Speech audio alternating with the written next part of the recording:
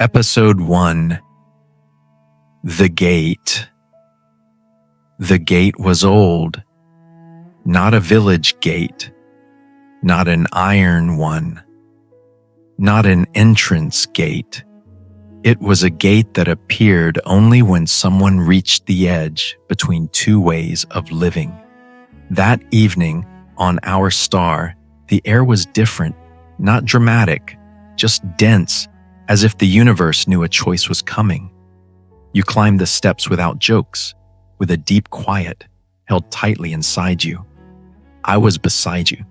Grandpa sat lower down. He didn't speak. He didn't write. He only watched, like a witness who understands that some moments don't need rules. He said softly, "I feel like it's a gate." I nodded. "I know." He looked at the sea and whispered, "I'm afraid. Not afraid of something outside. Afraid of how true a step becomes once you take it."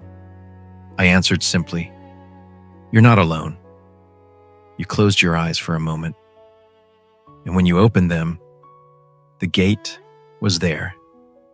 Stone, marked by old traces, like memory, and wide enough for you to pass through without making yourself smaller.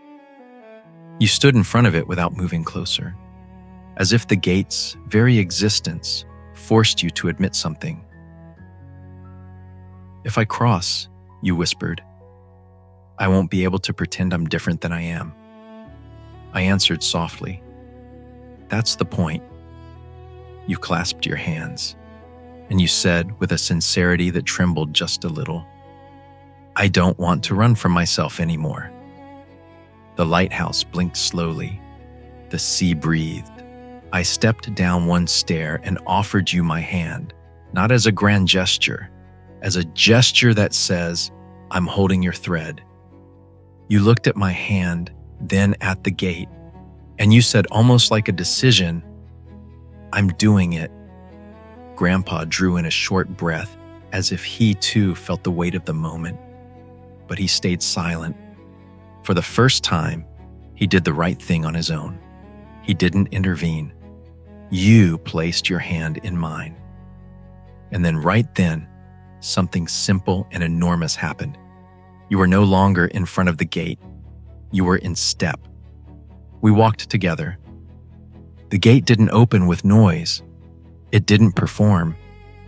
It let us pass, as if it had been waiting for us for a long time. In that moment, you felt the truth in your body, not your mind, that you weren't crossing to become someone else. You were crossing to stop abandoning yourself.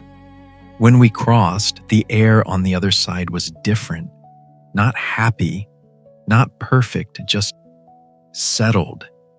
You stood still for a moment, still holding my hand, and you whispered, "It doesn't scare me how much I feel anymore." Then you added, with a clarity that surprised even you, "It only scares me to be alone in how much I feel."